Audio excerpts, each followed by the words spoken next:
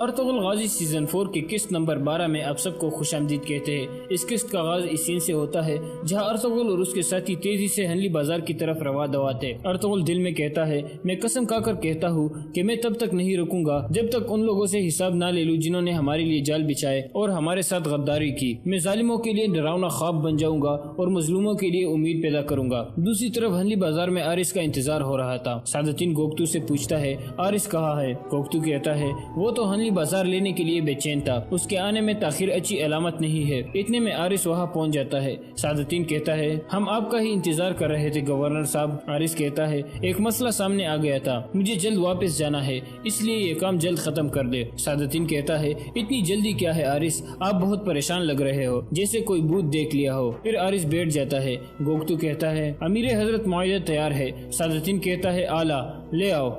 Governor Aaris जल्दी में है। दुंदार और बहादुर के आगे मुआहिदे का एक एक कागज रख दिया जाता है और वो दोनों अपनी अपनी मोहरें निकाल लेते हैं। फिर सादतीन कहता है, दुंदार साहब, इस मुआहिदे के मुताबिक बहादुर साहब उस मुआहिदे के साथ वफादार रहेंगे जो अर्तुगरुल साहब ने ताजिरों के साथ किया था, और गवर्नर आरिस एक माहिर ताजिर को यहाँ लाएंगे जो इनकी मदद करेगा। आरिस कहता है, और मैं उस वादे पर कायम रहूंगा जो मैंने अर्तुगरुल साहब के साथ मिलकर किया था। मैं रूम की ताजिरों को इस बाजार में तिजारत करने के लिए आमादा करूंगा। इसके बाद बहादुर अपने आदमियों को इशारा करता है तो वो सोने की सिक्कों वाला संदूक दुंदार के सामने रख देते हैं। दुंदार सिक्के देखकर खुश हो जाता है। फिर बहादुर और दुंदार कागजों पर मोहर लगा देते हैं। इतने में अर्तुगरुल भी हनली बाजार में पहुंच जाता है। बाजार के लोग अर्तुगरुल साहब जिंदाबाद के नारे लगाने लगते हैं।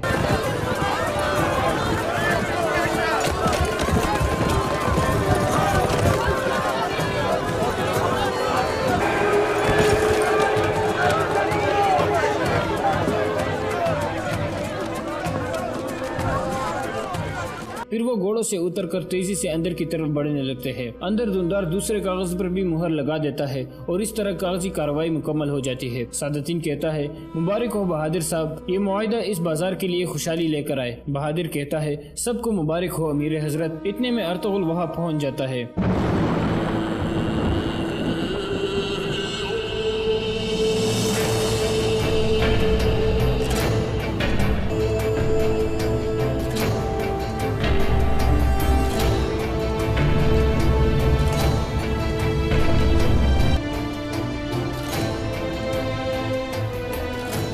अबे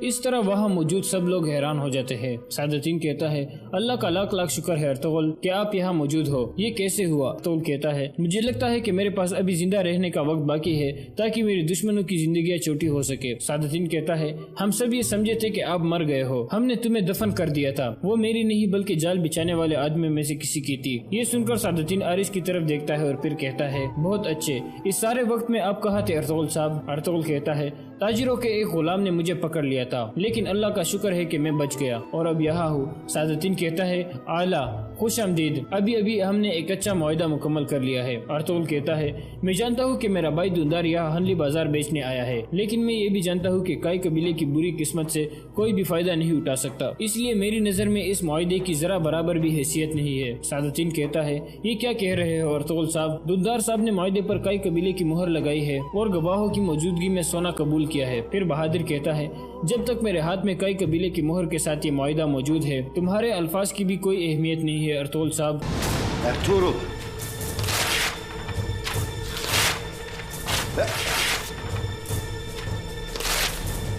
इस तरह अर्तुगरुल उस मुआहिदे के टुकड़े टुकड़े करके उसे फेंक देता है। ये देखकर बहादुर का बेटा अर्तुगरुल पर हमला कर देता है। इस तरह अर्तुगरुल बहादुर के गर्दन पर तलवार रख देता है और बहादुर के बाकी सब आदमियों को अर्तुगरुल के सिपाही काबू कर देते हैं।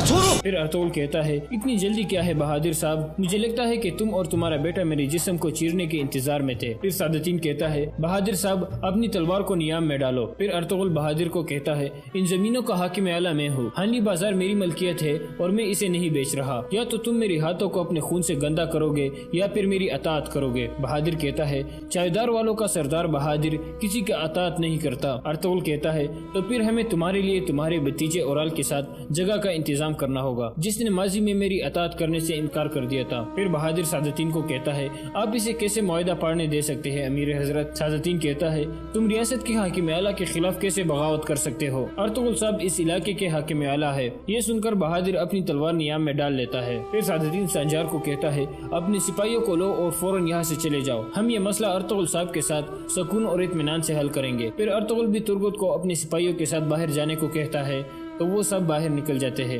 سنجار بھی اپنے سپاہیوں کے ساتھ باہر نکل جاتا ہے۔ باہر آ کر سنجار کہتا ہے ادھر دیکھو ترگت، یہ مت سمجھنا کہ تمہارا سردار واپس آ گیا ہے تو تمہیں بخش دیا جائے گا، تمہارے ہر کام کا تم سے حساب لیا جائے گا، اب سے کوئی بھی قدم اٹھانے سے پہلے 2 بار سوچ لینا۔ یہ سن کر بامسی بہت غصے میں آ جاتا ہے لیکن ترگت اسے روک لیتا ہے۔ پھر ترگت سنجار کو کہتا ہے تم یہ مت سوچنا کہ گیدڑوں کو آزادی سے گھومنے دیا جائے گا، ہم کبھی بھی ایسا نہیں ہونے دیں گے جیسا ہم نے ارطغرل صاحب کی غیر موجودگی میں بھی نہیں ہونے دیا۔ سنجار کہتا ہے تمہارا سردار اور تمہارے قبیلے کو ابھی بھی ایک قیمت چکانی پڑے گی ترگت، اور وہ قیمت دن بدن بڑھتی جا رہی ہے، وقت آنے پر تم لوگ اپنی خون سے یہ قیمت چکاؤ گے۔ ترگت کہتا ہے تمہارے دانت اتنے مضبوط نہیں کہ ہمیں چبا سکو، غلط جگہ پر اپنی تلوار مت اٹھاؤ، اس کی انجام میں تمہارا اپنا ہی گلا کٹ سکتا ہے۔ سنجار کہتا ہے ہم دیکھیں گے ترگت، ہم دیکھیں گے۔ پھر سنجار وہاں سے چلا جاتا ہے۔ اندر آرس کہتا ہے ارطغرل صاحب ڈاکو نے آپ کی غیر موجودگی کا فائدہ اٹھایا اور قافلوں پر حملے کیے، بازار کے معاملات خراب ہو گئے تھے، اس سے آپ کے اور ہمارے لوگ دونوں متاثر ہو رہے تھے۔ سعد الدین کہتا ہے اصل مسئلہ یہ ہے کہ کئی قبیلہ آپ کی غیر موجودگی سے کمزور ہو گیا تھا اور ڈاکو سے نہیں لڑ سکتا تھا، اس لیے ان کو یہ مشکل فیصلہ کرنا پڑا۔ ارطغرل کہتا ہے اگر معاملات خراب ہو گئے ہیں تو حاکم اعلیٰ کے طور پر یہ میری ذمہ داری ہے کہ میں ان کو ٹھیک کروں، اور گورنر آرس میں تجارت کے حوالے سے تم سے بات چیت کروں گا، میں کارا جسر قلعے آ کر تم سے بات کروں گا، ابھی تم جا سکتے ہو۔ یہ سن کر آرس وہاں سے چلا جاتا ہے۔ اس کے جانے کے بعد ارطغرل بہادر کو کہتا ہے کل میں ترک سرداروں کا جرگہ بلا رہا ہوں، اس میں تمہارے بیٹے سے پوچھوں گا کہ اس نے حاکم اعلیٰ پر تلوار کیوں اٹھائی، اور تمہارے قبیلے کے بارے میں بھی کل فیصلہ کروں گا۔ بہادر کہتا ہے میرے قبیلے کا فیصلہ صرف میں کر سکتا ہوں ارطغرل صاحب۔ ارطغرل کہتا ہے تو پھر میرے تلوار کے رحم و کرم پر فیصلہ کرو گے بہادر صاحب، اب تم جا سکتے ہو۔ پھر بہادر اپنا سونے والا صندوق لے کر وہاں سے چلا جاتا ہے۔ اس کے جانے کے بعد ارطغرل سعد الدین کو کہتا ہے اس علاقے کا نظام کیسے خراب ہو گیا امیر سعد الدین، آپ نے احتیاطی تدابیر کیوں نہیں لی؟ کیا آپ اس سب کا ذمہ دار مجھے ٹھہرا رہے ہو؟ ارطغرل کہتا ہے آپ ان لوگوں سے حساب لینے میں ناکام ہو گئے جنہوں نے جال بچھا کر میرے سپاہیوں کو شہید کر دیا، اور آپ ڈاکو کو بھی قابو نہیں کر سکے۔ سعد الدین کہتا ہے میں نے اپنے سپاہیوں کی مدد سے اپنی پوری کوشش کی، آپ کا بھائی دندار اس بات کا گواہ ہے، سلطان نے میری غیر موجودگی میں یہ علاقہ آپ کو سونپا تھا، لیکن آپ نے کیا کیا؟ آپ نے دندار کو ہنلی بازار بیچ کر ان زمینوں سے ہجرت کرنے پر آمادہ کر دیا۔ پھر سعد الدین کھڑا ہو جاتا ہے اور کہتا ہے مجھے خوشی ہوئی کہ آپ زندہ ہو، لیکن میری خوشی کو خراب مت کرو ارطغرل صاحب۔ ارطغرل کہتا ہے کل کے جرگے میں آپ آخری دفعہ میرے مہمان بنو گے، میں واپس آ گیا ہوں، اب آپ کی ذمہ داری یہاں ختم ہو گئی ہے، اس کے بعد آپ میرے علاقے میں مت داخل ہونا۔ سعد الدین مسکرانے لگتا ہے اور پھر وہاں سے چلا جاتا ہے۔ اس کے جانے کے بعد دندار کہتا ہے مجھ سے غلطی ہو گئی بھائی، مجھے معاف کر دے۔ ارطغرل کہتا ہے تم نے اپنی بیوقوفی کی وجہ سے سب کچھ اپنی مرضی سے ہونے دیا دندار، تم کیسے معافی کی طلبگار ہو سکتے ہو؟ اب مجھے بھائی مت کہنا، تم سے اور جن لوگوں نے تمہارا ساتھ دیا ان سے حساب لیا جائے گا۔ یہ کہہ کر ارطغرل باہر نکل جاتا ہے۔ باہر آ کر وہ ترگت سے کہتا ہے تم فوراً چائیدار قبیلے میں اسلحان خاتون کے پاس جاؤ، اسے کہو کہ جب بہادر کا قبیلہ ہجرت کر کے چائیدار قبیلے میں آ جائے گا اس کے بعد نئے سردار کے جرگے کا انتخاب ہوگا، اور کل میں ترک سرداروں کا جرگہ بلا رہا ہوں، اسلحان خاتون کو اس میں آنے کی دعوت دینا۔ دوسری طرف ارسس بیس بدل کر کارا جسر قلعے میں پہنچ چکا تھا اور ادھر ادھر گھوم رہا تھا۔ اتنے میں اس کی نظر ایک آدمی پر پڑتی ہے جو ایک دن پہلے لوکس کے ساتھ تھا اور لڑائی کے دوران زخمی ہو گیا تھا۔ ارسس اس کا پیچھا کرنے لگتا ہے۔ وہ آدمی گورنر ہاؤس کے دروازے پر پہنچ کر آرس کو کہتا ہے میں آپ سے کچھ ضروری بات کرنا چاہتا ہوں۔ آرس پہلے اسے ڈانٹتا ہے اور پھر اندر چلنے کو کہتا ہے۔ اس کے بعد ارسس واپس مڑ جاتا ہے۔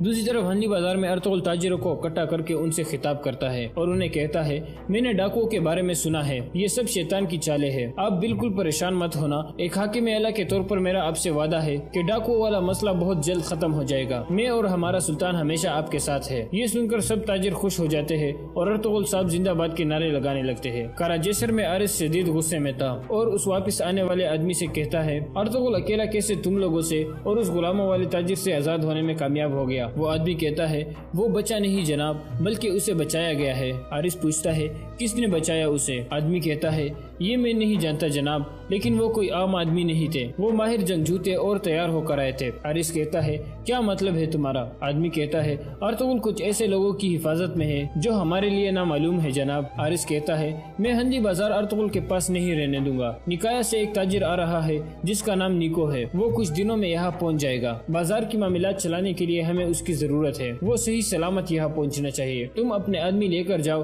और उसे अपनी हिफाजत में यहाँ लाओ। दूसरी तरफ अर्तुगरुल अपने सिपाहियों के साथ वापस कबीले पहुँच गया था। कबीले के लोग पुरजोशी से उन सब का इस्तकबाल करते हैं और अर्तुगरुल के हक में नारे लगाने लगते हैं। फिर अर्तुगरुल सबसे मुखातिब होकर कहता है, कई कबीले के बहादुर लोगों, हंडी बाजार अभी भी हमारी मलकियत में है। ये सुनकर सब लोग बहुत खुश हो जाते हैं। फिर अर्तुगरुल जिरगे के आदमियों से कहता है, आप किस तरह के आदमी हो जिन्होंने मुश्किल वक्त में हार मान ली? एक आदमी कहता है, हमें माफ कर दे सरदार, हम समझे कि आप मर चुके हो। अर्तुगरुल कहता है, अगर मैं मर भी जाऊँ तो मेरा मकसद जिंदा है। ये मकसद अल्लाह का मकसद है, ये हमेशा जिंदा रहेगा। इसलिए मैंने फैसला किया है कि दुंदार और दूसरे आदमी जिन्होंने उसका साथ दिया है, अब से वो जिरगे के आदमी नहीं है। ये उन सब के लिए इबरत होगी जो अपने मकसद के साथ वफादार नहीं होंगे, और जो लोग इस मकसद को छोड़कर जाना चाहते हैं वो अभी इसी वक्त हमारे कबीले से जा सकते हैं। ये सुनकर सब लोग बुलंद आवाज में कहने लगते हैं, आपका रास्ता हमारा रास्ता है अर्तुगरुल साहब। फिर अर्तुगरुल दुंदार को कहता है, मैं अपने खेमे में तुम्हारा इंतजार करूंगा दुंदार, आकर मुझसे मिलो। और इसी के साथ इस किस्त का इख्तिताम हो जाता है। हजरत खालिद बिन वलीद रज़ी अल्लाह तआला अन्हु की जिंदगी के खूबसूरत वाक़ियात सीरत खालिद बिन वलीद की किस्त नंबर 63 में आप सबको खुशामदीद कहते हैं, जहां हम इस जगह तक पहुंचे थे। खालिद रज़ी अल्लाह तआला अन्हु जब अपने लश्कर के साथ शाम की सरहद की तरफ बढ़ रहे थे, उस वक़्त गस्सानी बादशाह जबला बिन अलायम अपने अमरा और सलारों को हुक्म दे चुका था कि मुसलमानों की फौज सरहदों पर आ गई है और इसे सरहदों पर ही ख़त्म कर देना है। उस वक़्त खालिद बिन सईद को रूमी फौज शिकस्त दे चुकी थी और मदीना का 28,000 मुजाहिदीन का लश्कर 4 हिस्सों में शाम की सरहद पर पहुंच चुका था। हमने रोमियों को शिकस्तें दी है। गस्सानी बादशाह जबल ने अपने अमरा और सलारों से कहा, रोमियों से बढ़कर जाबर और जंगजू और कौन हो सकता है? हमने उस ज़बरदस्त फौज को घुटनों बिठाकर इससे ये इलाका ले लिया था जिस पर आज हमारी हुक्मरानी है। तुम्हारे सामने मुसलमानों की कोई हैसियत ही नहीं। ये मत सोचो कि मुसलमानों ने फारसियों को शिकस्त दी है और उन्हें उठने के काबिल नहीं छोड़ा। फारसी बुज़दिल थे। अपने आबा और अजदाद की शुजाअत को याद करो। अगर तुमने अपने ऊपर मुसलमानों का खौफ तारी कर लिया तो रूमी ही जो आज हमारे भाई बने हुए हैं तुम पर चढ़ दौड़ आएंगे, फिर तुम दुश्मनों के दरमियान फंस जाओगे। मुसलमानों की तादाद बहुत थोड़ी है, वो ज़्यादा दिन तुम्हारे सामने नहीं ठहर सकेंगे। शहनशाह गस्सान एक मोमिन सालार ने कहा, उनकी तादाद थोड़ी है तो क्या वजह है कि फारिस की तमाम नामुर सालार उनके हाथों मारे गए हैं। ये कहना ठीक नहीं कि फारसी बुज़दिल थे। क्या हम अपने आप को धोखा नहीं दे रहे? क्या मुसलमानों ने फराज के मैदान में रूमियों और फारसियों के मुतहिदा फौज को शर्मनाक शिकस्त नहीं दी? ज़रूर दी है। जबला बिन अलायम ने कहा, मैं तुम्हारी बात कर रहा हूँ। अगर तुमने मुसलमानों को अपनी तलवारों के नीचे रख लिया तो रूमियों और फारसियों पर तुम्हारी बहादुरी की दहशत बैठ जाएगी और तुम जानते हो कि इसका तुम्हें क्या फ़ायदा पहुँचेगा। मेरा हुक्म यह है कि सरहद की हर एक बस्ती में ये पैगाम पहुँचा दो कि मुसलमानों का लश्कर या उनका कोई दस्ता किसी तरफ से गुजरे, उस पर हमला कर दो और उसे ज़्यादा से ज़्यादा नुकसान पहुँचाने की कोशिश करो। हर वो शख्स जिसने गस्सानी माँ का दूध पिया है वो अपने कबीले की आँख पर जान कुर्बान कर दे, लेकिन 3-4 मुसलमानों की जान ज़रूर ले। मैं अपने आप को धोखा नहीं दे रहा। मैं उन मुसलमानों को कमज़ोर नहीं समझता जो अपने वतन से इतनी दूर आ गए हैं। वो अपने अकीदे के बलबूते पर आए हैं। उनका अकीदा है कि उनका मज़हब सच्चा है और वो खुदा की बरतर बंदे हैं और खुदा उनकी मदद करता है। अगर तुम अपने अकीदों को मजबूती से पकड़ लो तो तुम उन्हें कुचल कर रख दोगे। कबीले के बच्चे बच्चे को लड़ाओ, औरतों को भी लड़ाओ और हर कोई ये कोशिश करे कि मुसलमानों को यहाँ से खाने को एक दाना ना मिले, पीने को पानी की बूंद ना मिले और उनके ऊंट और घोड़े इस घास की एक पत्ती ना खा सके जो तुम्हारी ज़मीन ने उगाई है। खालिद रज़ियल्लाहु तआला अन्हु की अगली मंजिल सोया थी, जिसके मुतालिक उन्हें बताया गया था कि सरसब्ज और शादाब जगह है। उनके रास्ते में पहली बस्ती आई तो उससे कुछ दूर कम व बेश 40 घुड़सवारों ने मुसलमानों के हर ओर पर इस तरह हमला किया कि घोड़े अचानक टेलों के पीछे से निकले, सर पर दौड़ते आए और बर्चों से मुजाहिदीन पर हल्ला बोल दिया। मुजाहिदीन भी शाह सवार थे और इस तरह की छापामार लड़ाई में महारत रखते थे, इसलिए उन्हें ज़्यादा नुकसान नहीं उठाना पड़ा। कुछ मुजाहिदीन जख्मी हो गए और उन्होंने हमला आवरों में से 3-4 को गिरा लिया। ये गस्सानी सवार थे जिन्होंने पहले हल्ले में मुसलमानों को बता दिया था कि वो लड़ना जानते हैं और उनमें लड़ने और मरने का जज्बा भी है। वो हल्ला बोलकर आगे निकल गए और बिखर गए थे। दूर जाकर वो फिर वापस आए। अब मुसलमान पूरी तरह तैयार थे। गस्सानियों ने हल्ला बोला, वो बर्चों और तलवारों से मसला थे। मुसलमानों ने इन्हें घेरे में लेने की कोशिश की, लेकिन वो बेजिगरी से लड़ते हुए निकल गए। उनका अंदाज जमकर लड़ने वाला था ही नहीं। तकरीबन इतने ही गस्सानी सवारों ने मुजाहिदीन के लश्कर के उगबी हिस्से पर भी हमला किया। ये भी छापा मार किस्म का हल्ला था। घोड़े सर पर दौड़ते आए और आगे निकल गए। खालिद रज़ियल्लाहु तआला अन्हु लश्कर के वस्त में थे। उन्हें इत्तला मिली तो उन्होंने लश्कर की तरतीब बदल दी, लेकिन वो लश्कर को ज़्यादा न फैला सके क्योंकि वो इलाका हमवार नहीं था। कुछ देर बाद खालिद रज़ियल्लाहु तआला अन्हु के सामने चंद एक गस्सानी कैदी लाए गए। उन्हें मुजाहिदीन ने घोड़ों से गिरा लिया था। उनसे जब जंगी नौइयत की मालूमात हासिल की जाने लगी तो उन सब ने बड़ी जुर्रत से बातें की। तुम जिधर जाओगे तुम पर हमले होंगे, एक कैदी ने कहा। जब आदमी नहीं होंगे वह तुम पर औरतें हमले करेंगे। एक और कैदी ने कहा, तुम्हें किसने बताया है कि हम तुम्हारे दुश्मन हैं? खालिद रज़ियल्लाहु तआला अन्हु ने पूछा, दुश्मन नहीं हो तो यह क्यों आए हो? एक कैदी ने जवाब दिया। उन कैदियों ने और कुछ ना बताया कि उनकी फौज कितनी है और कहाँ है। उनसे ये पता चल गया कि तुम्हारी सरहदी बस्तियों में उनके बादशाह का ये हुक्म पहुंचा था कि मुसलमानों पर हमले करते रहे, ताकि जब मुसलमान गस्सानियों की फौज के मुकाबले में आए तो वो थके हुए हो और कमज़ोर हो चुके हो। यहाँ से तुम्हें अनाज का एक दाना नहीं मिलेगा। एक कैदी ने कहा, पीने को पानी का एक कतरा नहीं मिलेगा। तुम्हारे ऊँटों और घोड़ों को हम भूखा मार देंगे। एक और कैदी ने कहा, हमारी ज़मीन से ये घास की एक पत्ती नहीं खा सकेंगे। क्या तुम्हारी मौत तुम्हें यहाँ ले आई है?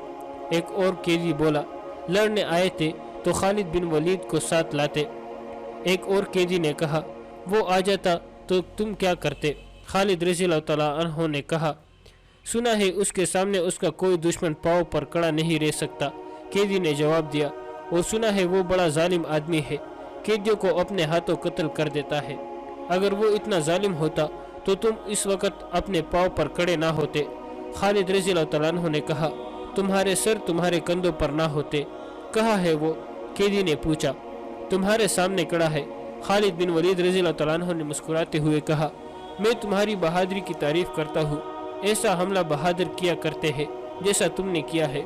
तमाम कैदियों पर खामोशी तारी हो गई थी और वो हैरत ज़दा तासुर चेहरों पर लिए खालिद रज़ियल्लाहु तआला अन्हु को देख रहे थे। क्या तुम मुझसे डर रहे हो कि मैं तुम्हें कत्ल कर दूंगा? खालिद रज़ियल्लाहु तआला अन्हु ने पूछा। उनमें से कोई भी ना बोला। नहीं, खालिद रज़ियल्लाहु तआला अन्हु ने खुद ही अपने सवाल का जवाब दिया, तुम्हें कत्ल नहीं किया जाएगा। तुम्हारे बहुत से भाई अभी हमारे कैद में आएंगे। किसी को भी कत्ल नहीं किया जाएगा। कत्ल वही होगा जो हमारे मुकाबले में आएगा। क्या तुम गस्सान के लश्कर के आदमी हो? नहीं, एक कैदी ने जवाब दिया, हम इस बस्ती के रहने वाले हैं।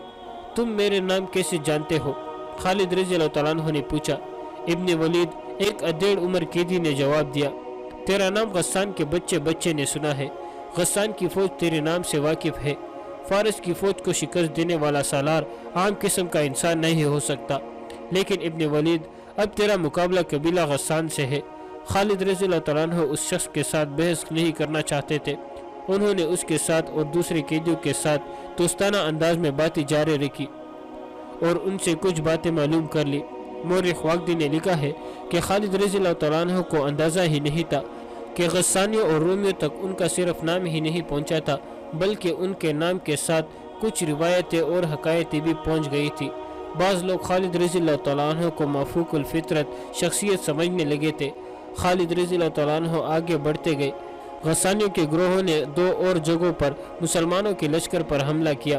ایک حملہ جو چاپا مار قسم کا تھا خاصا سخت تھا۔ مسلمان چونکہ چوکس اور تیار تھے اس لیے ان کا زیادہ نقصان نہ ہوا، حملہ آور کا جانی نقصان زیادہ ہوا۔ خالد رضی اللہ تعالیٰ عنہ کو قیدیوں سے معلوم ہو چکا تھا کہ ان پر ان حملوں کا مقصد کیا ہے۔ انہوں نے سوچا کہ اس طرح مزاحمت جاری رہی تو انہیں اپنے لشکر کے کھانے پینے کے لیے بھی کچھ نہیں ملے گا۔ وہ سویا کے قریب ظہر اور عصر کے درمیان پہنچے تو انہیں بڑا ہی وسیع سبز راز نظر آیا۔ اس میں بے شمار بیڑ بکریاں اور مویشی چر رہے تھے۔ یہ وسیع چراگاہ تھی، اس کے قریب سویا کی بستی تھی۔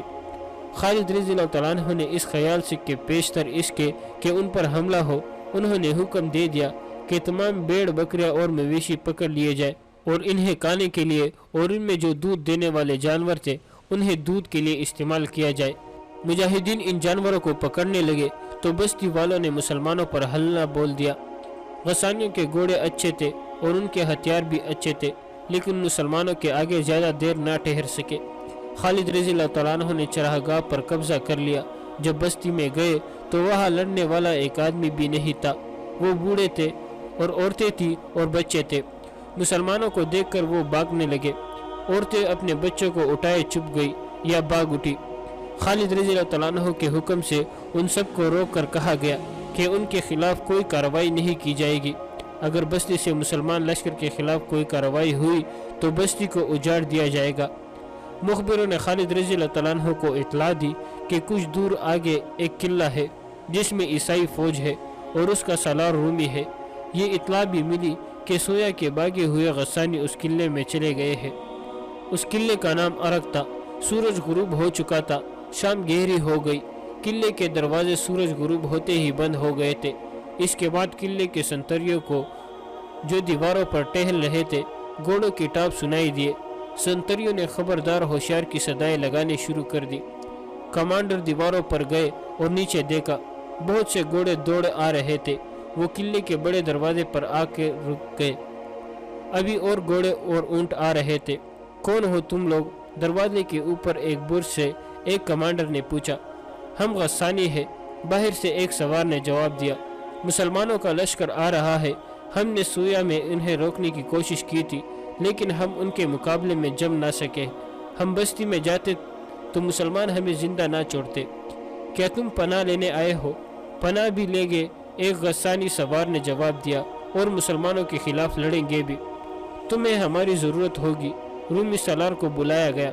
اس نے ان لوگوں سے اپنی تسلی کے لیے کئی سوال کیے اور ان کے لیے قلعے کا دروازہ کھول دیا۔ انہوں نے رومی سالار کو تفصیل سے بتایا کہ مسلمانوں کی نفری کتنی ہے اور اب وہ کہاں ہے۔ اگلی صبح طلوع ہوئی تو خالد رضی اللہ تعالیٰ عنہ کا لشکر قلعے تک پہنچ گیا تھا اور قلعے کو محاصرے میں لے رہا تھا۔ عیسائی فوج جو قلعے میں تھی قلعے کے دیواروں پر چلی گئی اور فوج کا ایک حصہ قلعے کے بڑے دروازے سے کچھ دور کھڑا ہو گیا۔ اس حصے کو ایسی صورتحال کے لیے تیار رکھا گیا تھا کہ دروازہ ٹوٹ جائے تو یہ دستہ حملہ آوروں کو اندر نہ آنے دے اور حکم ملنے پر باہر جا کر مسلمانوں پر حملہ کرے۔ قلعے کے باہر للکار اور نعرے گرج رہے تھے، قلعہ ہمارے حوالے کر دو۔ خالد رضی اللہ تعالیٰ عنہ کے حکم سے رافع بن عمیرہ نے بلند آواز سے کہا، ورنہ ہر غسانی قتل ہونے کے لیے تیار ہو جائے۔ ہتھیار ڈال دو اور کسی کو باہر بھیجو جو ہمارے ساتھ صلح کی شرطیں طے کرے۔ اے مسلمانوں، اوپر سے ایک کمانڈر نے للکار کر کہا، یہ قلعہ تمہیں اتنی آسانی سے نہیں ملے گا۔ واقعی لکھتا ہے کہ قلعے میں ایک ضعیف العمر عالم تھا، اس نے رومی سالار کو بلایا۔ اس عالم کی قدر و منزلت تھی اور غسانی اس کا حکم مانتے تھے اور اس کے ہر بات کو برحق تسلیم کرتے تھے۔ کیا اس فوج کا پرچم کالے رنگ کا ہے؟ عالم نے پوچھا۔ ہاں مقدس باپ، رومی سالار نے جواب دیا، ان کا جھنڈا نظر آ رہا ہے جو سفید اور کالے رنگ کا ہے۔ کیا یہ فوج صحرا میں سے اس راستے سے گزر کر آئی ہے جس راستے سے کبھی کوئی نہیں گزرا؟ عالم نے پوچھا۔ مورخ واقدی طبری اور ابن یوسف نے لکھا ہے کہ دو مخبروں نے اس عالم کو بتایا کہ مسلمانوں کی فوج صحرا کے اس حصے میں سے گزر کر آئی ہے جہاں اونٹ بھی نہیں جاتے اور جہاں سام بھی زندہ نہیں رہ سکتے۔ کیا اس فوج کے سالار کا قد اونچا ہے؟ معمر عالم نے پوچھا، کیا اس کا جسم گٹا ہوا ہے اور اس کے کندھے چوڑے ہیں؟ مقدس باپ، کسی نے جواب دیا، قد تو ان سب کے اونچے ہے اور جسم بھی سب کے گٹھے ہوئے ہے، لیکن اس کے کندھے سب سے چوڑے ہیں۔ کیا اس کی داڑھی زیادہ گھنی ہے؟ عالم نے پوچھا، کیا اس کے چہرے پر کہیں کہیں چچک کے گہرے داغ ہے؟ ہاں مقدس درویش، کسی اور نے جواب دیا، اس کی داڑھی دوسروں سے زیادہ گھنی ہے اور یہ داڑھی اس کے چہرے پر بہت اچھی لگتی ہے اور اس کے چہرے پر چچک کے کچھ داغ بھی ہے۔ اس عالم درویش نے رومی سالار اور عیسائی سرداروں کی طرف دیکھا اور کچھ دیر خاموش رہا، پھر اس نے اپنا سر دائیں بائیں دوبارہ ہلایا۔ یہ وہی شخص ہے جس کا مقابلہ کرنے کی ہمت تم میں سے کسی میں بھی نہیں، اس نے کہا۔ اے کہ تو جس کا احترام ہم سب پر لازم ہے، کیا کہہ رہا ہے؟ رومی سالار نے کہا، وہ تو ہمارا قیدی ہوگا جس سے تو ہمیں ڈرا رہا ہے۔ کیا تو نے ان کا انجام نہیں دیکھا جنہوں نے اس کا مقابلہ کیا تھا؟ عالم نے کہا، کیا وہ آسمانوں کا کوئی دیوتا ہے جسے زمین کا کوئی انسان شکست نہیں دے سکتا؟ ایک عیسائی سردار نے پوچھا۔ اے عیسائی سردار، عالم نے کہا، وہ چوڑے کندھوں اور چچک کے داغوں والا مدینہ سے آیا ہے، اس کے پاس علم ہے اور میرے پاس علم ہے، تیرے پاس نہ علم ہے نہ علم، تو رومی نہیں، تو غسانی بھی نہیں، اور جو مجھے نظر آتا ہے وہ تو نہیں دیکھ سکتا، اور تو کہتا ہے کہ وہ آسمان کا دیوتا تو نہیں۔ سن رومی سالار، اور تو بھی سن عیسائی سردار، جو اپنے لشکر کو اس صحرا میں سے زندہ گزار لایا ہے، جہاں کی ریت پہلے اندھا کرتی ہے، پھر جسم کو خشک لکڑی بناتی اور پھر جلا دیتی ہے، وہ انسان آسمانوں کے دیوتاؤں کو بھی شکست دے سکتا ہے۔ میں کچھ اور نہیں کہتا سوائے اس کے کہ قلعہ اس کے حوالے کر دو، اور اگر لڑنا چاہو تو عقل اور ہوش سے کام لینا، لیکن عقل تمہارے ساتھ نہیں دے گی۔ اس وقت جب یہ عالم اور درویش قلعہ دار اور عیسائی سردار کو بتا رہا تھا کہ وہ خالد رضی اللہ عنہ کے مقابلے میں آئے، تو ذرا سوچ لے، اس وقت قلعے کے اندر مسلمانوں کی للکار سنائی دے رہی تھی، دروازے کھول دو، ہتھیار ڈال دو، ہم قلعہ لینے آئے ہیں، اپنے لشکر کو، عورتوں کو اور بچوں کو بچاؤ۔ اچھا جبل نے اپنے امراء اور سالاروں سے کہا، رومیوں سے بڑھ کر جابر اور جنگجو اور کون ہو سکتا ہے؟ ہم نے اس زبردست فوج کو گھٹنوں بٹھا کر اس سے یہ علاقہ لے لیا تھا جس پر آج ہماری حکمرانی ہے۔ تمہارے سامنے مسلمانوں کی کوئی حیثیت ہی نہیں۔ یہ مت سوچو کہ مسلمانوں نے فارسیوں کو شکست دی ہے اور انہیں اٹھنے کے قابل نہیں چھوڑا۔ فارسی بزدل تھے، اپنے آباء و اجداد کی شجاعت کو یاد کرو۔ اگر تم نے اپنے اوپر مسلمانوں کا خوف طاری کر لیا تو رومی ہی جو آج ہمارے بھائی بنے ہوئے ہیں تم پر چڑھ دوڑ آئیں گے، پھر تم دشمنوں کے درمیان پھنس جاؤ گے۔ مسلمانوں کی تعداد بہت توڑی ہے، وہ زیادہ دن تمہارے سامنے نہیں ٹھہر سکیں گے۔ شہنشاہ غسان، ایک مومن سالار نے کہا، ان کی تعداد توڑی ہے تو کیا وجہ ہے کہ فارس کی تمام نامور سالار ان کے ہاتھوں مارے گئے ہیں؟ یہ کہنا ٹھیک نہیں کہ فارسی بزدل تھے۔ کیا ہم اپنے آپ کو دھوکہ نہیں دے رہے؟ کیا مسلمانوں نے فراز کے میدان میں رومیوں اور فارسیوں کے متحدہ فوج کو شرمناک شکست نہیں دی؟ ضرور دی ہے، جبلہ بن علائم نے کہا۔ میں تمہاری بات کر رہا ہوں۔ اگر تم نے مسلمانوں کو اپنی تلواروں کے نیچے رکھ لیا تو رومیوں اور فارسیوں پر تمہاری بہادری کی دہشت بیٹھ جائے گی، اور تم جانتے ہو کہ اس کا تمہیں کیا فائدہ پہنچے گا۔ میرا حکم یہ ہے کہ سرحد کی ہر ایک بستی میں یہ پیغام پہنچا دو کہ مسلمانوں کا لشکر یا ان کا کوئی دستہ کسی طرف سے گزرے، اس پر حملہ کر دو اور اسے زیادہ سے زیادہ نقصان پہنچانے کی کوشش کرو۔ ہر وہ شخص جس نے غسانی ماں کا دودھ پیا ہے وہ اپنے قبیلے کی آنکھ پر جان قربان کر دے، لیکن 3-4 مسلمانوں کی جان ضرور لے۔ میں اپنے آپ کو دھوکہ نہیں دے رہا، میں ان مسلمانوں کو کمزور نہیں سمجھتا جو اپنے وطن سے اتنی دور آ گئے ہیں۔ وہ اپنے عقیدے کے بل بوتے پر آئے ہیں۔ ان کا عقیدہ ہے کہ ان کا مذہب سچا ہے اور وہ خدا کی برتر بندے ہیں اور خدا ان کی مدد کرتا ہے۔ اگر تم اپنے عقیدوں کو مضبوطی سے پکڑ لو تو تم انہیں کچل کر رکھ دو گے۔ قبیلے کے بچے بچے کو لڑاؤ، عورتوں کو بھی لڑاؤ، اور ہر کوئی یہ کوشش کرے کہ مسلمانوں کو یہاں سے کھانے کو ایک دانہ نہ ملے، پینے کو پانی کی بوند نہ ملے، اور ان کے اونٹ اور گھوڑے اس گھاس کی ایک پپتی نہ کھا سکے جو تمہاری زمین نے اگائی ہے۔ خالد رضی اللہ عنہ کی اگلی منزل سویا تھی، جس کے متعلق انہیں بتایا گیا تھا کہ سرسبز و شاداب جگہ ہے۔ ان کے راستے میں پہلی بستی آئی تو तो उससे कुछ दूर कम व बेश 40 घुड़सवारों ने मुसलमानों के हर ओर पर इस तरह हमला किया कि घोड़े अचानक टेलों के पीछे से निकले, सर पर दौड़ते आए और बर्चों से मुजाहिदीन पर हल्ला बोल दिया। मुजाहिदीन भी शाह सवार थे और इस तरह की चापामार लड़ाई में महारत रखते थे, इसलिए उन्हें ज़्यादा नुकसान नहीं उठाना पड़ा। कुछ मुजाहिदीन जख्मी हो गए और उन्होंने हमला आवरों में से 3-4 को गिरा लिया। ये गस्सानी सवार थे जिन्होंने पहले हल्ले में मुसलमानों को बता दिया था कि वो लड़ना जानते हैं और उनमें लड़ने और मरने का जज्बा भी है। वो हल्ला बोलकर आगे निकल गए और बिखर गए थे। दूर जाकर वो फिर वापस आए। अब मुसलमान पूरी तरह तैयार थे। गस्सानियों ने हल्ला बोला, वो बर्चों और तलवारों से मसला थे। मुसलमानों ने इन्हें घेरे में लेने की कोशिश की, लेकिन वो बेजिगरी से लड़ते हुए निकल गए। उनका अंदाज जमकर लड़ने वाला था ही नहीं। तकरीबन इतने ही गस्सानी सवारों ने मुजाहिदीन के लश्कर के उगबी हिस्से पर भी हमला किया। ये भी चापा मार किस्म का हल्ला था। घोड़े सर पर दौड़ते आए और आगे निकल गए। खालिद रज़ियल्लाहु तआला अन्हु लश्कर के वस्त में थे। उन्हें इत्तला मिली तो उन्होंने लश्कर की तरतीब बदल दी, लेकिन वो लश्कर को ज़्यादा न फैला सके क्योंकि वो इलाका हमवार नहीं था। कुछ देर बाद खालिद रज़ियल्लाहु तआला अन्हु के सामने चंद एक गस्सानी कैदी लाए गए। उन्हें मुजाहिदीन ने घोड़ों से गिरा लिया था। उनसे जब जंगी नौइयत की मालूमात हासिल की जाने लगी तो उन सब ने बड़ी जुर्रत से बातें की। तुम जिधर जाओगे तुम पर हमले होंगे, एक कैदी ने कहा। जब आदमी नहीं होंगे वह तुम पर औरतें हमले करेंगे। एक और कैदी ने कहा, तुम्हें किसने बताया है कि हम तुम्हारे दुश्मन हैं? खालिद रज़ियल्लाहु तआला अन्हु ने पूछा, दुश्मन नहीं हो तो यह क्यों आए हो? एक कैदी ने जवाब दिया। उन कैदियों ने और कुछ ना बताया कि उनकी फौज कितनी है और कहाँ है। उनसे ये पता चल गया कि तुम्हारी सरहदी बस्तियों में उनके बादशाह का यह हुक्म पहुंचा था कि मुसलमानों पर हमले करते रहे, ताकि जब मुसलमान गस्सानियों की फौज के मुकाबले में आए तो वो थके हुए हो और कमज़ोर हो चुके हो। यहाँ से तुम्हें अनाज का एक दाना नहीं मिलेगा। एक कैदी ने कहा, पीने को पानी का एक कतरा नहीं मिलेगा।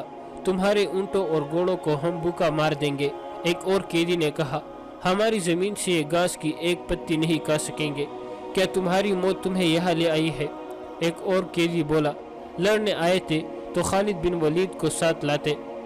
एक और कैदी ने कहा, वो आ जाता तो तुम क्या करते? खालिद रज़ियल्लाहु तआला अन्हु ने कहा, सुना है उसके सामने उसका कोई दुश्मन पाँव पर खड़ा नहीं रह सकता। कैदी ने जवाब दिया, और सुना है वो बड़ा जालिम आदमी है, कैदियों को अपने हाथों कत्ल कर देता है। अगर वो इतना जालिम होता तो तुम इस वक्त अपने पाँव पर खड़े ना होते। खालिद रज़ियल्लाहु तआला अन्हु ने कहा, तुम्हारे सर तुम्हारे कंधों पर ना होते। कहाँ है वो? कैदी ने पूछा। तुम्हारे सामने खड़ा है। खालिद बिन वलीद रज़ियल्लाहु तआला अन्हु ने मुस्कुराते हुए कहा, मैं तुम्हारी बहादुरी की तारीफ करता हूँ। ऐसा हमला बहादुर किया करते हैं जैसा तुमने किया है। तमाम कैदियों पर खामोशी तारी हो गई थी और वो हैरत ज़दा तासुर चेहरों पर लिए खालिद रज़ियल्लाहु तआला अन्हु को देख रहे थे। क्या तुम मुझसे डर रहे हो कि मैं तुम्हें कत्ल कर दूंगा? खालिद रज़ियल्लाहु तआला अन्हु ने पूछा। उनमें से कोई भी ना बोला। नहीं, खालिद रज़ियल्लाहु तआला अन्हु ने खुद ही अपने सवाल का जवाब दिया, तुम्हें कत्ल नहीं किया जाएगा। तुम्हारे बहुत से भाई अभी हमारे कैद में आएंगे। किसी को भी कत्ल नहीं किया जाएगा। कत्ल वही होगा जो हमारे मुकाबले में आएगा। क्या तुम गस्सान के लश्कर के आदमी हो? नहीं, एक कैदी ने जवाब दिया, हम इस बस्ती के रहने वाले हैं। तुम मेरे नाम कैसे जानते हो? खालिद रज़ियल्लाहु तआला अन्हु ने पूछा। इब्न वलीद, एक अधेड़ उम्र कैदी ने जवाब दिया, तेरा नाम गस्सान के बच्चे ने सुना है। गस्सान की फौज तेरे नाम से वाकिफ है। फारस की फौज को शिकस्त देने वाला सालार आम किस्म का इंसान नहीं हो सकता। लेकिन इब्न वलीद, अब तेरा मुकाबला कबीला गस्सान से है। खालिद रज़ियल्लाहु तआला अन्हु उस शख्स के साथ बहस नहीं करना चाहते थे। उन्होंने उसके साथ और दूसरे कैदियों के साथ दोस्ताना अंदाज में बातें जारी रखी और उनसे कुछ बातें मालूम कर ली। मौरिख वाक़दी ने लिखा है कि खालिद रज़ियल्लाहु तआला अन्हु को अंदाज़ा ही नहीं था कि गस्सानियों और रोमियों तक उनका सिर्फ नाम ही नहीं पहुंचा था, बल्कि उनके नाम के साथ कुछ रिवायतें और हकायतें भी पहुंच गई थी। बाज़ लोग खालिद रज़ियल्लाहु तआला अन्हु को माफूकुल फितरत शख्सियत समझने लगे थे। खालिद रज़ियल्लाहु तआला अन्हु आगे बढ़ते गए। गस्सानियों के ग्रोहों ने 2 और जगहों पर मुसलमानों के लश्कर पर हमला किया। एक हमला जो चापा मार किस्म का था, खासा सख्त था। मुसलमान चूँकि चौकस और तैयार थे, इसलिए उनका ज़्यादा नुकसान ना हुआ। حملہ آور کا جانی نقصان زیادہ ہوا۔ خالد رضی اللہ تعالیٰ عنہ کو قیدیوں سے معلوم ہو چکا تھا کہ ان پر ان حملوں کا مقصد کیا ہے۔ انہوں نے سوچا کہ اس طرح مزاحمت جاری رہی تو انہیں اپنے لشکر کے کھانے پینے کے لیے بھی کچھ نہیں ملے گا۔ وہ سویا کے قریب ظہر اور عصر کے درمیان پہنچے تو انہیں بڑا ہی وسیع سبز راز نظر آیا۔ اس میں بے شمار بھیڑ بکریاں اور مویشی چر رہے تھے۔ یہ وسیع چراگاہ تھی، اس کے قریب سویا کی بستی تھی۔ خالد رضی اللہ تعالیٰ عنہ نے اس خیال سے کہ پیشتر اس کے کہ ان پر حملہ ہو، انہوں نے حکم دے دیا کہ تمام بھیڑ بکریاں اور مویشی پکڑ لیے جائے اور انہیں کھانے کے لیے اور ان میں جو دودھ دینے والے جانور تھے انہیں دودھ کے لیے استعمال کیا جائے۔ مجاہدین ان جانوروں کو پکڑنے لگے تو بستی والوں نے مسلمانوں پر حملہ بول دیا۔ غسانیوں کے گھوڑے اچھے تھے اور ان کے ہتھیار بھی اچھے تھے، لیکن مسلمانوں کے آگے زیادہ دیر نہ ٹھہر سکے۔ خالد رضی اللہ تعالیٰ عنہ نے چراگاہ پر قبضہ کر لیا۔ جب بستی میں گئے تو وہاں لڑنے والا ایک آدمی بھی نہیں تھا، وہ بوڑھے تھے اور عورتیں تھیں اور بچے تھے۔ مسلمانوں کو دیکھ کر وہ بھاگنے لگے، عورتیں اپنے بچوں کو اٹھائے چھپ گئی یا بھاگ اٹھی۔ خالد رضی اللہ تعالیٰ عنہ کے حکم سے ان سب کو روک کر کہا گیا کہ ان کے خلاف کوئی کارروائی نہیں کی جائے گی۔ اگر بستی سے مسلمان لشکر کے خلاف کوئی کارروائی ہوئی تو بستی کو اجاڑ دیا جائے گا۔ مخبروں نے خالد رضی اللہ تعالیٰ عنہ کو اطلاع دی کہ کچھ دور آگے ایک قلعہ ہے جس میں عیسائی فوج ہے اور اس کا سالار رومی ہے۔ یہ اطلاع بھی ملی کہ سویا کے بھاگے ہوئے غسانی اس قلعے میں چلے گئے ہیں۔ اس قلعے کا نام عرق تھا۔ سورج غروب ہو چکا تھا، شام گہری ہو گئی، قلعے کے دروازے سورج غروب ہوتے ہی بند ہو گئے تھے۔ اس کے بعد قلعے کے سنتریوں کو جو دیواروں پر ٹہل رہے تھے گھوڑوں کے ٹاپ سنائی دیے۔ سنتریوں نے خبردار ہوشیار کی صدائیں لگانے شروع کر دی۔ کمانڈر دیواروں پر گئے اور نیچے دیکھا، بہت سے گھوڑے دوڑ آ رہے تھے۔ وہ قلعے کے بڑے دروازے پر آ کے رک گئے۔ ابھی اور گھوڑے اور اونٹ آ رہے تھے۔ کون ہو تم لوگ؟ دروازے کے اوپر ایک برج سے ایک کمانڈر نے پوچھا۔ ہم غسانی ہیں، باہر سے ایک سوار نے جواب دیا۔ مسلمانوں کا لشکر آ رہا ہے۔ ہم نے سویا میں انہیں روکنے کی کوشش کی تھی لیکن ہم ان کے مقابلے میں جم نہ سکے۔ ہم بستی میں جاتے تو مسلمان ہمیں زندہ نہ چھوڑتے۔ کیا تم پناہ لینے آئے ہو؟ پناہ بھی لیں گے، ایک غسانی سوار نے جواب دیا، اور مسلمانوں کے خلاف لڑیں گے بھی۔ تمہیں ہماری ضرورت ہوگی۔ رومی سالار کو بلایا گیا۔ اس نے ان لوگوں سے اپنی تسلی کے لیے کئی سوال کیے اور ان کے لیے قلعے کا دروازہ کھول دیا۔ انہوں نے رومی سالار کو تفصیل سے بتایا کہ مسلمانوں کی نفری کتنی ہے اور اب وہ کہاں ہے۔ اگلی صبح طلوع ہوئی تو خالد رضی اللہ تعالیٰ عنہ کا لشکر قلعے تک پہنچ گیا تھا اور قلعے کو محاصرے میں لے رہا تھا۔ عیسائی فوج جو قلعے میں تھی قلعے کے دیواروں پر چلی گئی اور فوج کا ایک حصہ قلعے کے بڑے دروازے سے کچھ دور کھڑا ہو گیا۔ اس حصے کو ایسی صورتحال کے لیے تیار رکھا گیا تھا کہ دروازہ ٹوٹ جائے تو یہ دستہ حملہ آوروں کو اندر نہ آنے دے اور حکم ملنے پر باہر جا کر مسلمانوں پر حملہ کرے۔ قلعے کے باہر للکار اور نعرے گرج رہے تھے، قلعہ ہمارے حوالے کر دو۔ خالد رضی اللہ تعالیٰ عنہ کے حکم سے رافع بن عمیرہ نے بلند آواز سے کہا، ورنہ ہر غسانی قتل ہونے کے لیے تیار ہو جائے۔ ہتھیار ڈال دو اور کسی کو باہر بھیجو جو ہمارے ساتھ صلح کی شرطیں طے کرے۔ اے مسلمانوں، اوپر سے ایک کمانڈر نے للکار کر کہا، یہ قلعہ تمہیں اتنی آسانی سے نہیں ملے گا۔ واقعی لکھتا ہے کہ قلعے میں ایک ضعیف العمر عالم تھا، اس نے رومی سالار کو بلایا۔ اس عالم کی قدر و منزلت تھی اور غسانی اس کا حکم مانتے تھے اور اس کے ہر بات کو برحق تسلیم کرتے تھے۔ کیا اس فوج کا پرچم کالے رنگ کا ہے؟ عالم نے پوچھا۔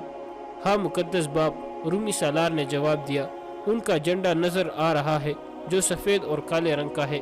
کیا یہ فوج صحرا میں سے اس راستے سے گزر کر آئی ہے جس راستے سے کبھی کوئی نہیں گزرا؟ عالم نے پوچھا۔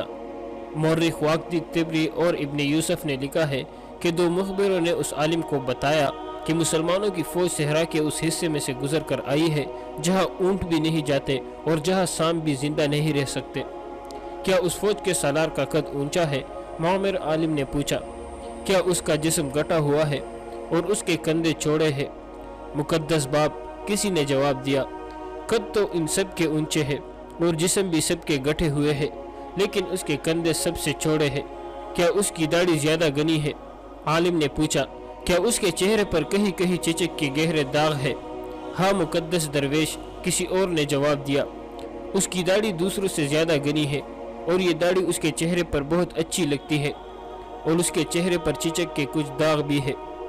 اس عالم درویش نے رومی سالار اور عیسائی سرداروں کی طرف دیکھا اور کچھ دیر خاموش رہا، پھر اس نے اپنا سر دائیں بائیں دوبارہ ہلایا۔ یہ وہی شخص ہے جس کا مقابلہ کرنے کی ہمت تم میں سے کسی میں بھی نہیں، اس نے کہا۔ اے کہ تو جس کا احترام ہم سب پر لازم ہے، کیا کہہ رہا ہے؟ رومی سالار نے کہا، وہ تو ہمارا قیدی ہوگا جس سے تو ہمیں ڈرا رہا ہے۔ کیا تو نے ان کا انجام نہیں دیکھا جنہوں نے اس کا مقابلہ کیا تھا؟ عالم نے کہا، کیا وہ آسمانوں کا کوئی دیوتا ہے جسے زمین کا کوئی انسان شکست نہیں دے سکتا؟ ایک عیسائی سردار نے پوچھا۔ اے عیسائی سردار، عالم نے کہا، وہ چوڑے کندھوں اور چچک کے داغوں والا مدینہ سے آیا ہے۔ اس کے پاس علم ہے اور میرے پاس علم ہے۔ تیرے پاس نہ علم ہے نہ علم، تو رومی نہیں، تو غسانی بھی نہیں، اور جو مجھے نظر آتا ہے وہ تو نہیں دیکھ سکتا، اور تو کہتا ہے کہ وہ آسمان کا دیوتا تو نہیں۔ سن رومی سالار، اور تو بھی سن عیسائی سردار، جو اپنے لشکر کو اس صحرا میں سے زندہ گزار لایا ہے، جہاں کی ریت پہلے اندھا کرتی ہے، پھر جسم کو خشک لکڑی بناتی اور پھر جلا دیتی ہے، وہ انسان آسمانوں کے دیوتاؤں کو بھی شکست دے سکتا ہے۔ میں کچھ اور نہیں کہتا سوائے اس کے کہ قلعہ اس کے حوالے کر دو، اور اگر لڑنا چاہو تو عقل اور ہوش سے کام لینا، لیکن عقل تمہارے ساتھ نہیں دے گی۔ اس وقت جب یہ عالم اور درویش قلعہ دار اور عیسائی سردار کو بتا رہا تھا کہ وہ خالد رضی اللہ عنہ کے مقابلے میں آئے، تو ذرا سوچ لے، اس وقت قلعے کے اندر مسلمانوں کی للکار سنائی دے رہی تھی، دروازے کھول دو، ہتھیار ڈال دو، ہم قلعہ لینے آئے ہیں، اپنے لشکر کو، عورتوں کو اور بچوں کو بچاؤ۔